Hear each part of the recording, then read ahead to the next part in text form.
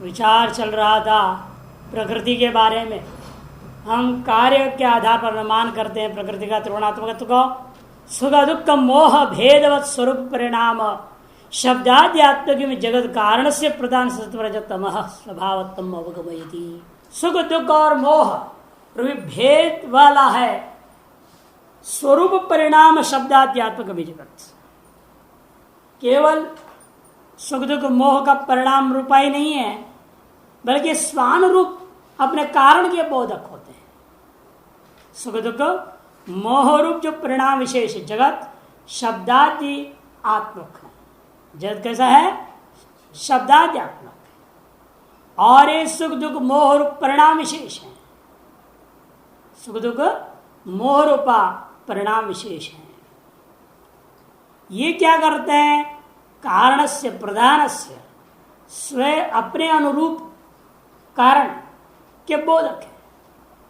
जो कारण सत्व रजतम स्वभाव का ही हो सकता है कि सत्व का स्वरूप है सुख, रज का दुख, तम का मोह। यादृश कार्य उसी के अनुरूप आपने कारण का स्वीकार करना पड़ेगा, कल्पना करनी पड़ेगी। कार्य सुख दुख मोहात्मक होने के नाते है, कारण भी सुख दुख मोहात्मक होगा, अर्थात सत्व रजतमात्मक होगा।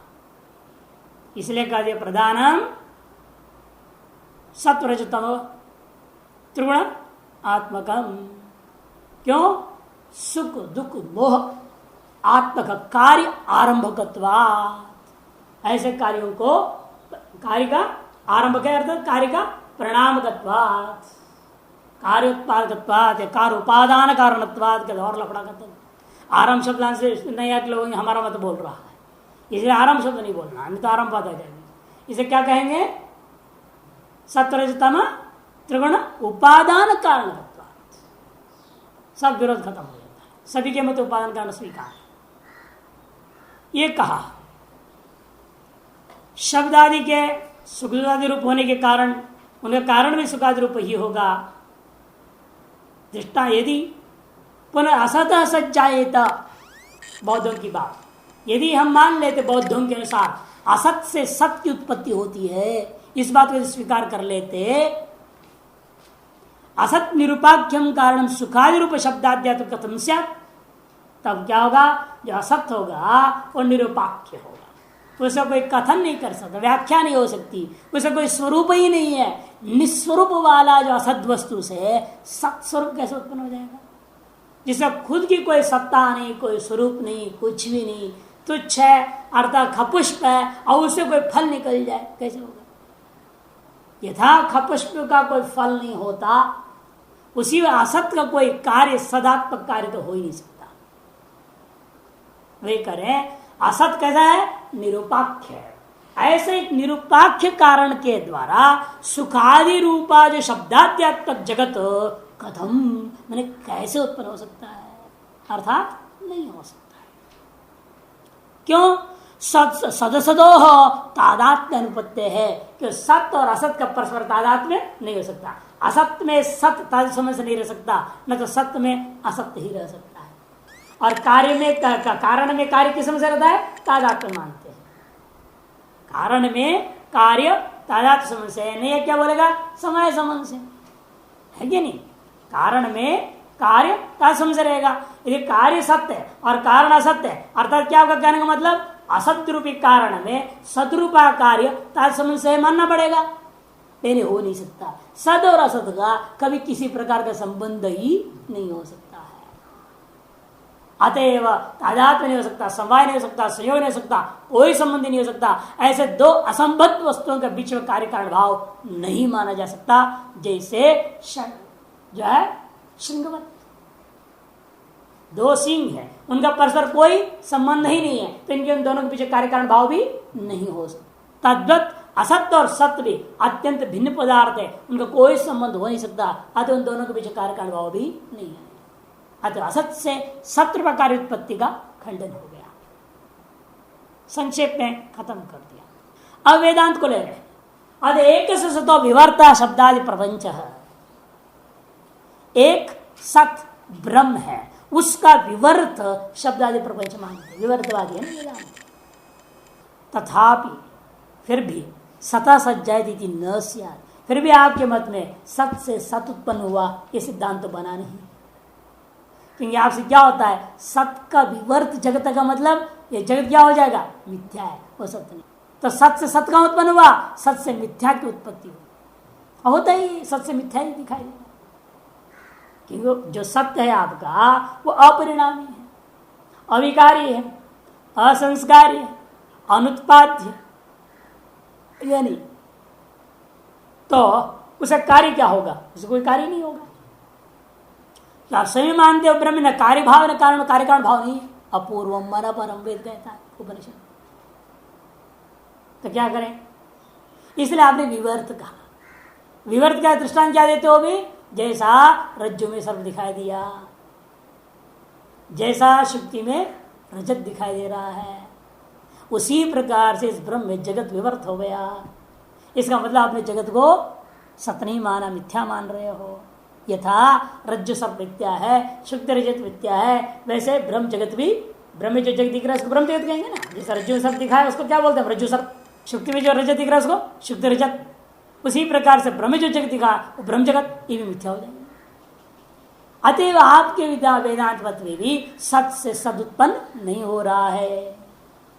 एक है तथापि सता सज्जति न स्यात्, क्यों, न च अस्य अद्वयस्य ब्रह्मण प्रपंचात्मकत्वम, क्योंकि अद्वय ब्रह्म प्रपंचात्मक तो हो नहीं सकता। फिर सर्वम खलविदम ब्रह्म बोला, अरे वो तो उपासनार्थ कहा हुआ है, वास्तव ब्रह्म थोड़े जगत है। ब्रह्म जगत है क्या, न ब्रह्म जगत है न जगत ब्रह्म है।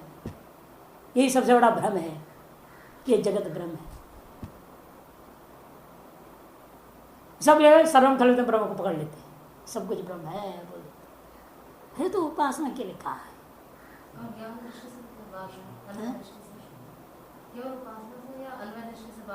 बाद में कहा है, बाद में तो जगत ही नहीं रह जाता, किसको ब्रह्म कहोगे।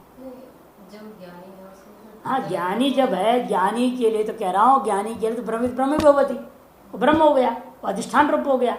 जो अधिष्ठान हो गया, अधिष्ठान स्वरूप आप रह गए, आपके दृश्य कहाँ रह गया, किसको आप कहेंगे, हैं, वो भी अधिष्ठान रूपी हो गया ना, फिर रहा ही नहीं ना कुछ भी, अलग से कुछ भी नहीं रहा, तो किसको मैं ब्रह्म कहूंगा। यत्र तो सर्वम आत्मा ही अभूत तत्र केन कंपशतः कहा है ना। इसीलिए कौन किसको देख रहा है, तो कौन किसको कहेगा ये भी ब्रह्म है, ये भी ब्रह्म है, ये भी ब्रह्म है, कौन कह रहा है, किसको कहेगा। स्वभिन्न कुछ हो तो कहें ये ब्रह्म है करके, मैं ब्रह्म हूं और ये भी ब्रह्म है, तभी तो कहूंगा। यदि मेरे साथ कुछ दिख रहा हो, यत्र द्वैत भवति तद भयम भवति, उदरम मंत्रम यत्र गुरुदे, किंचित भेद नहीं कर दिया तो गया हो। जब भेद ही नहीं रह गया तो सब कहां से आया, सबको ब्रह्म कैसे कह दूं, कहां है सब। प्रश्न ये उठता है ना, असली वेदांत में पहुंचोगे तो समझ में आता है जो सब पाखंडी जो बोल रहे सब ब्रह्म है, अलग करके बोल रहा है ना, मैं हूं और मेरे चले सारा है, मैं भी ब्रह्म है, सब ब्रह्म है। वो मतलब वेदांत में पहुंचा ही नहीं अभी, वो बहुत निचले स्तर पे, असली वेदांत में नहीं पहुंचा। इसीलिए जब वास्तविक वेदांत में पहुंचने के बहुत टाइम लगता है, इसलिए शास्त्र अनेक जन्म संसिद्ध कह दिया ना भगवान ने, इसीलिए इतना आसान थोड़ी है। वेदांत समझना ही कठिन है वास्तव में। लोग कहते बहुत आसान है वेदांत, ऐसा नहीं है, सब भ्रांति में पड़े हुए हैं। कोई कुछ कह रहा है, कोई कुछ कह रहा है, कोई कहता है साधना वाधना कुछ जरूरत ही नहीं है, जान लिया ना तो मैं ब्रह्म हूँ, बस कहानी खत्म, मैं ब्रह्म हूँ, जान लिया, हो गया। फिर बाद कुछ भी करते रहे, फिर भी कुछ भी करते रहो, कहाँ से आ गया, मैं ब्रह्म हो गया। फिर कहने सेवा में लगो, ये काम करो, वो काम करो, वो काम करो, संस्था के बढ़ाओ, एक और शाखा खोलो उधर जा करके, हमारा नाम पे आश्रम बनाना एक, ये सब क्या लफड़ा। बहुत विषमता है जो बोल रहे हैं, जो कर रहे हैं, करवा रहे हैं, सब में। इनके कहना इसलिए है कि विवर्तवाद में जब अद्वैत प्रब्रह्म है वो प्रपंचात्मक तो हो नहीं सकता। इसलिए असली वेदांत में अजातवाद है ना, मांडुक्य में आया जो गौड़पाद कार्य का निश्चय कर दिया, उत्पन्न ही नहीं हुआ जगत, तो सर्वम कहाँ आ गया। वो एक उपासना मात्र के लिए हो, यथार्थ में है नहीं सर्वम कल्विदम। इसलिए उपनिषद की उपासना पर उनके तीसरे अध्याय में वो आया। छठा सातवां आठवां है अद्वैत वेदांत, 5 अध्याय पूरी उपासना, उस उपासना का बीच में रखा, अंत में भी नहीं, तीसरे अध्याय। अहम ब्रह्म उपासना है, सारी उपासना है, सब अनेक प्रकार से कहा जाता है। अहम ब्रह्मास्मि भी एक उपासना है। शुरू में तो ये करा मैं ब्रह्म हूं, ये उपासना करना पड़ेगा। ये तो हम कहां से आया, ये हम कौन है? अनुभूति के पश्चात अहम ब्रह्मास्मि नहीं है, और अहम कदम अस्मि कदम ब्रह्मैव, वो भी एक निर्गुण उपासना के लिए मंत्रवत महावाक्य अहम ब्रह्मास्मि जीव ब्रह्म एकत्व को स्थापित करने के लिए कथन किया हुआ है। अपितो अप्रपंच से प्रपंचात्मक प्रतीति भ्रम एव, देखो स्पष्ट ये सही वेदांत बोल रहा है। किंतु है क्या है जगत प्रपंच? वास्तव में अप्रपंच से ब्रह्मण, ब्रह्म में कोई प्रपंच नहीं, ब्रह्म प्रपंचात्मक भी नहीं, ब्रह्म में भी नहीं है, ब्रह्म से उत्पन्न भी नहीं होता, ब्रह्म का परिणाम भी नहीं है, ब्रह्म प्रपंच नहीं है। अप्रपंचात्मक के जो ब्रह्म है वो प्रपंचात्मकतया प्रतीत हो रहा है, वही प्रपंच रूपेण चकाचौंध हो रखा है। जो प्रतीत है वो क्या है? वो भ्रम है। इसलिए आपके मत में, वेदांत मत में तो जगत एक भ्रांति है, तो सत से सत का उत्पन्न हुआ, फिर जगत उत्पत्ति है ही नहीं। ब्रह्म से जगत उत्पत्ति ही नहीं है। वास्तव में जो उत्पत्ति दिखाई दे रहा है, स्थिति दिखाई दे रही है, जो भी है सब भ्रांति है। उत्पत्ति स्थिति लय तीनों ही भ्रांति है। वह सारा कथन केवल आपको अद्वैत ब्रह्म स्थिति लाने के लिए ना।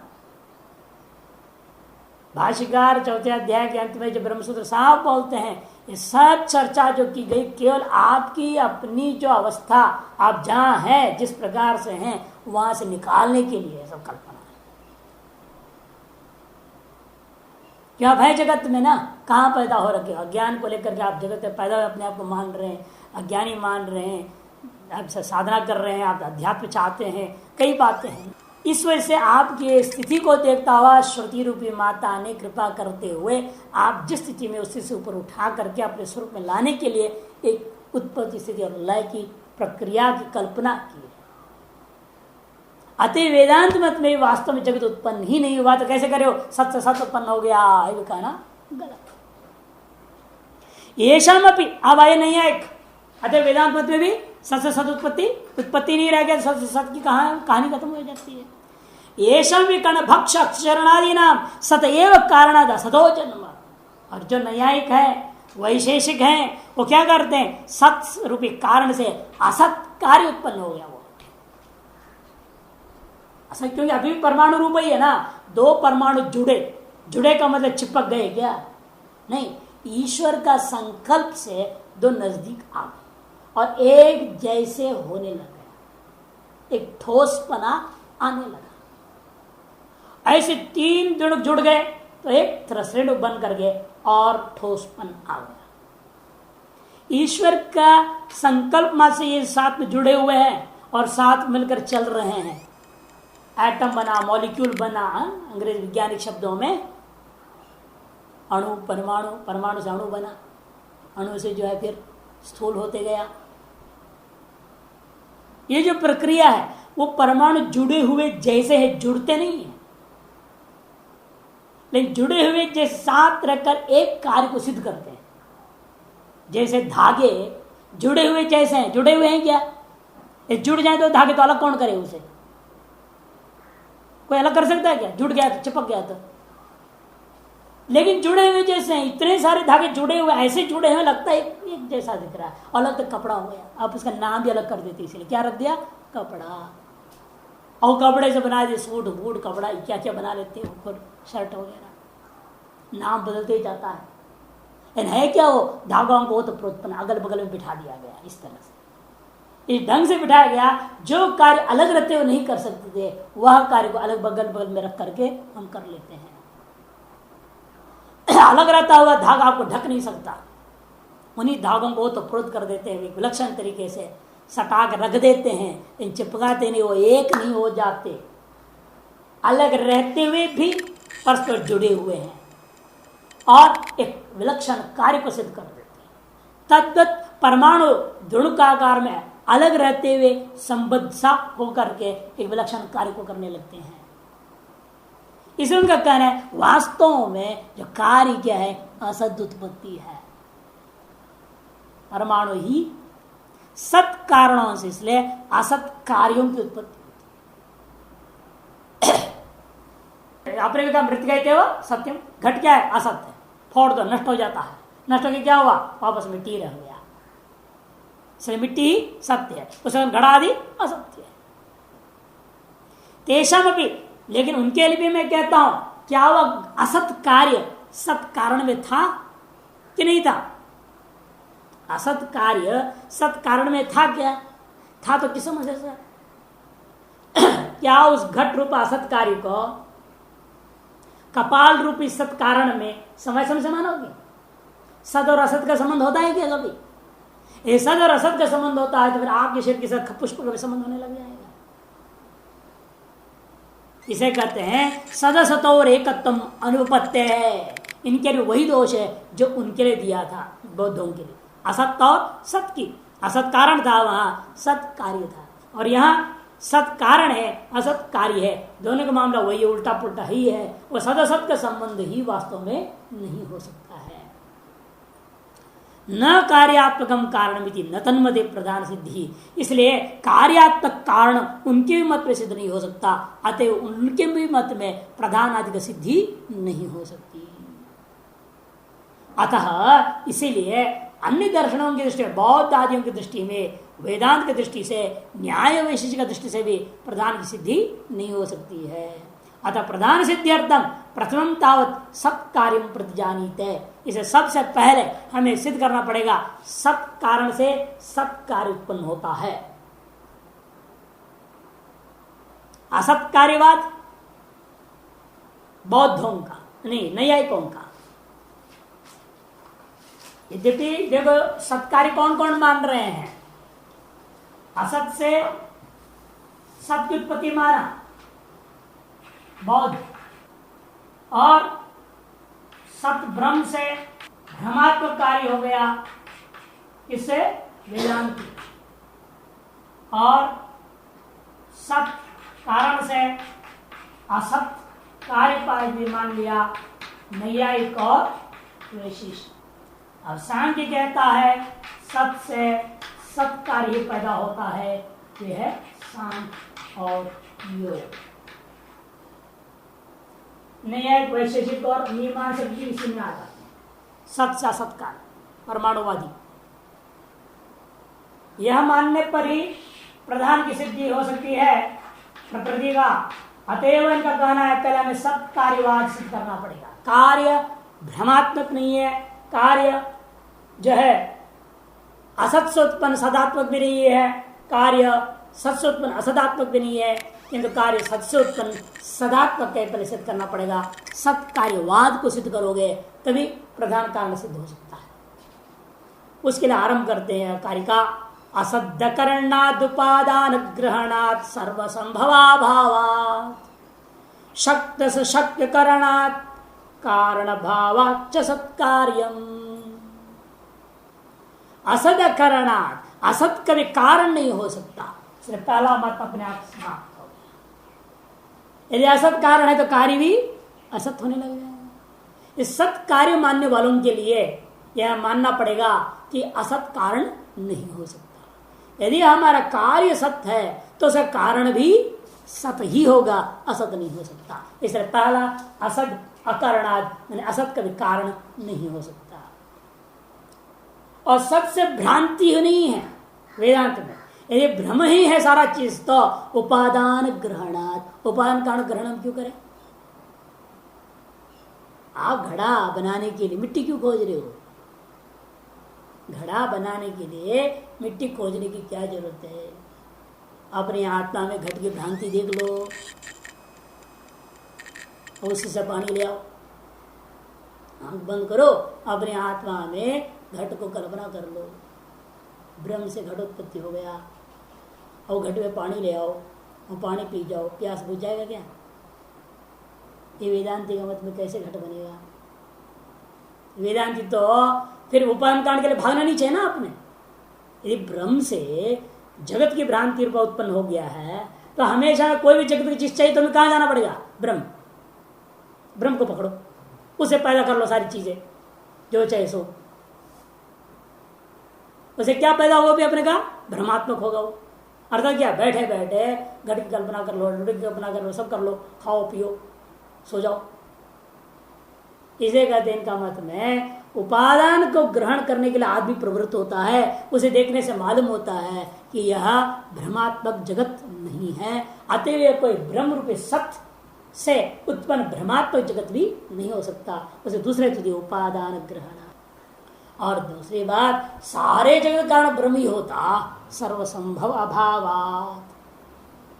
सर्वसंभव अभाव कार्य की उत्पत्ति के लिए उपादान कारण के साथ कार्य का नियत संबंध स्वीकार करना पड़ता है, जिसके पीछे आप इसने तो उपादान कारण को पाने के लिए प्रवृत्त आप नहीं होते। अतः मानना पड़ेगा घटादि कार्यों का कोई नियत उपादान कारण है जिसके पीछे हम भागते हैं।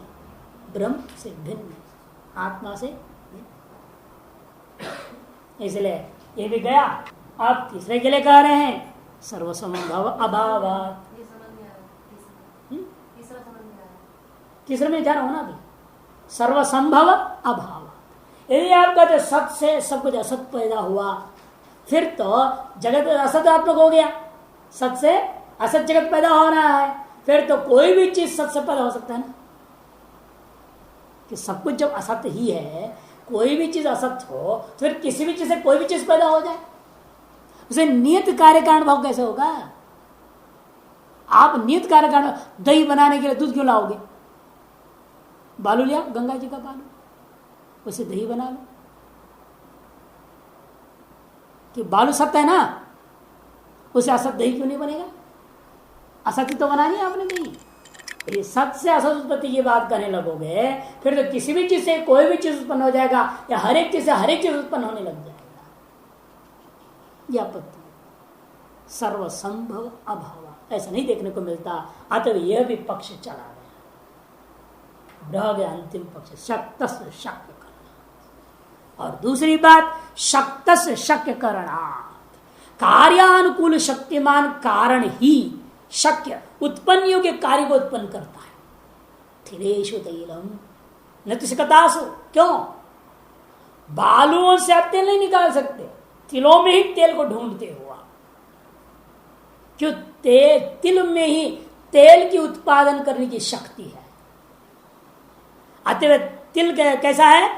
तेलोत्पादन शक्ति से युक्त होने से उसको शक्त कहेंगे। वह शक्त तेलोत्पादन शक्ति से युक्त जो शक्त रूपा तिल से शक्य अर्थात शक्ति से उत्पन्न होने योग्य तेल का आप उत्पत्ति करते थे। शक्तस्य शक्य करना, उत्पन्न करने योग्य कार्यों को हम उत्पन्न कर देते हैं। और कारण भावाच्च सत्कार्यम, कार्य और कारण से अभिन्न होने के नाते कार्य कारण से अभिन्न होता है। कारण भावाच्च, न कारण भाव को छोड़ करके कार्य कोई स्वतंत्र वस्तु नहीं होता। मिट्टी को हटा दो, घड़ को ले आओ, धागे को छोड़ दो, कपड़े को ले आओ, कोई नहीं कर सकता।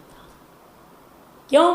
वह कार्य कारण भाव स्वरूप ही है, कारण से अलग नहीं। अर्थात कार्य अपने कारण से अभिन्न है। कारण भावात् माने कारण भाव का मतलब कारण से अभिन्नता। इसीलिए कार्यम सत, कार्य क्या है? सत माननी पड़ेगी। ठीक है। असदकरणादिति सत्कार्यम कारण व्यापाराद प्रागपीति शेषा। अंतिम हिस्सा को पहले व्याख्या करें। सत्कार्यम है ना, उसको जोड़ना है। सत्कार्यम का मतलब क्या? कारण व्यापाराद प्रागपि कार्यम सत माने विद्यमान भवति। कारण में किसी भी प्रकार के व्यापार करके कार्य उत्पत्ति करने से पहले भी कार्य उस कारण में विद्यमान है।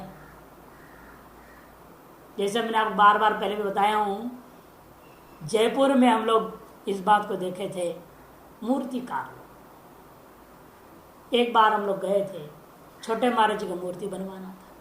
उसने कई फोटो मांगे, भाई जिनकी आप बनवाना चाहते हो, जिंदा नहीं है तो लाओ फोटो। फोटो दिए, फोटो देखा, उसने कहा आपको इसमें जौन सा बनाना है बता दो। उन्होंने ये फोटो पसंद है, इसके अनुसार बनाना है। फोटो लिया, पत्थर के सामने खड़ा हो जाता था। वो फोटो को देखता था, पत्थर को देखता था, फोटो को देख रहा है, पत्थर को देख रहा है। बोलता है नहीं, यहाँ नहीं, इसमें नहीं। फिर अगले में जाए, वहाँ भी 10-15 मिनट लगाएगा, आगे पीछे घूमेगा, वो फोटो देखेगा, पत्थर देखेगा, नहीं ये भी ठीक नहीं। करीब 10-15 पत्थर उसने कैंसिल करते हुए चला गया। 2-3 मंजिलों पत्थर रखे हुए वाला। हमने कहा भाई क्या है, तब तमाशा देगा, ये देख रहा वो देख रहा, मना कर रहे ये क्या।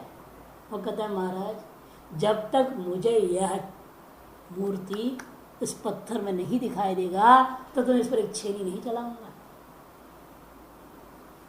मुझे दिखाई देना चाहिए, हाँ बाबा जो है जिस बाबा का बनवा रहे हो, ये बाबा मुझे अब बैठा हुआ दिखाई देना चाहिए, इस पत्थर के भीतर जिंदा बैठा हुआ दिखाई दे मुझे, तब मैं उसको चलाऊंगा छेनी। इसका मतलब क्या, वो मूर्ति कार्य को उस कारण में किसी प्रकार व्यापार करने से पहले वो देख रहा है कि नहीं देख रहा।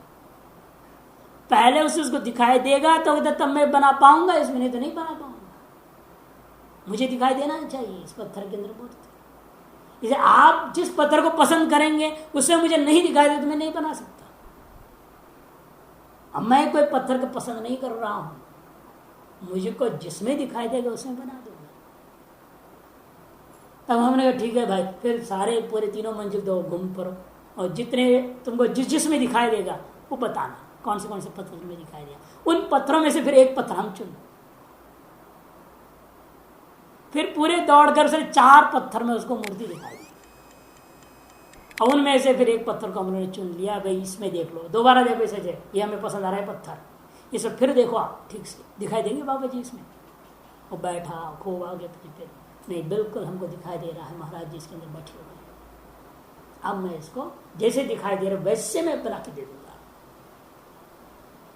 इसका मतलब क्या, कारण रूपा पत्थर, जो मूर्ति का कारण कौन है, पत्थर, उसमें उसने कार्य को पहले देखा। इसे करें कारण व्यापारात प्रागपि, कारण में किसी भी प्रकार का व्यापार में क्रिया करने से पहले, कार्य को उत्पन्न करने के लिए जो हम लोग क्रियाएं करते हैं उससे पूर्व भी वह कार्य है, तभी उससे उत्पन्न होता है। यदि नहीं है तो कोशिश करो तो भी नहीं निकलने वाला। जैसे तिल खराब हो गया हो, गर्मी आ जाए, जल गया हो तो उसे निकालो तेल उससे, जब नहीं है तो कहां से निकलेगा। तीसरे कहते हैं कारण व्यापाराद प्रागपि कार्यम सत्य, कार्य कैसा है, सत्य मैंने उस कारण में विद्यमान है। इतना बात को कारिका में नहीं है ना ये शब्दावली, कारण व्यापाराद प्रागपि, ये कारिका में है क्या, नहीं है। इसे कहते इतने को वाक्य शेष जोड़ लेना चाहिए उस वाक्य में। तथा च निश्चित साधनम नैयायिक तनय उद्भावनीयम, नैयायिकों के द्वारा सिद्ध साधन दोष आप नहीं दे सकते, कि नैयायिक लोग भी क्या मानते हैं, उत्पन्न होने के पश्चात कार्य सत्य, उत्पन्न होने के बाद मृतिका में माने कपाल में घट है, उत्पन्न होने के बाद भी घट है। उत्पन्नम क्षणम निर्वणम निष्क्रियम च तिष्ठति, ये तो कह दिया ना, असत्य है, उत्पत्ति क्षण में असत्य है, उत्पन्न होने के अनंतर वो भी सत्य मान रहा है ना। फिर आप भी वही बोल रहे हो, सांख्य में और न्याय में अंतर क्या रह गया। तब कहते नहीं, आप ऐसे नहीं कर सकते। न्यायिकैरपि कारण व्यापाराद अनंतरम कार्यम सप्तम अभिमतम अत सिद्ध से साधनम, उनके सिद्ध सिद्धांत कोई आप भी साध रहे हैं, ऐसा ये दोष देते हो, कहते ऐसा मत दोष दो कि भले ही कार्य की उत्पत्ति के बाद वो कार्य को सत्य बोल रहे हैं, इन कार्य की उत्पत्ति से पहले क्या वो कार्य को सत्य मानते कारण में, वो नहीं मानते। इसीलिए हम यहां पर क्या बोला, कारण व्यापारात प्रागपि कह दिया, अरे उस इस बात को लोग नहीं मानते, नैयायिक लोग इस बात को नहीं मानते। कारण में जो व्यापार किए उससे पूर्व कारण में कार्य को सत्य नहीं मानते, क्योंकि कार्य की उत्पत्ति के पश्चात भले सत्य मान रहे हैं, उत्पत्ति से पूर्व वो सत्य नहीं मानते। अभाव तो माने प्राग भाव का, इसीलिए घट प्राग भाव है। घट ही नहीं बोला उन्होंने, कपाल में घट ही बोलते हैं क्या वो? नहीं, वो कहते हैं कपाल में घट का प्राग अभाव है, अभाव है बोलते हो, भाव नहीं बोलते। उत्पत्ति के बाद भले घट सत्य बोलेंगे हो, किंतु उत्पत्ति से पहले तो वो घट को असत्य मान रहे, अभावात्मक ही मान रहे हैं वहां। अतएव उनके मत में और हमारे मत में अंतर हो गया, सिद्ध साधन दोष नहीं रहा। कारण व्यापार प्रागपि ये कहने पर नैयायिकों के साथ साधन दोष निवृत्त हो जाता है।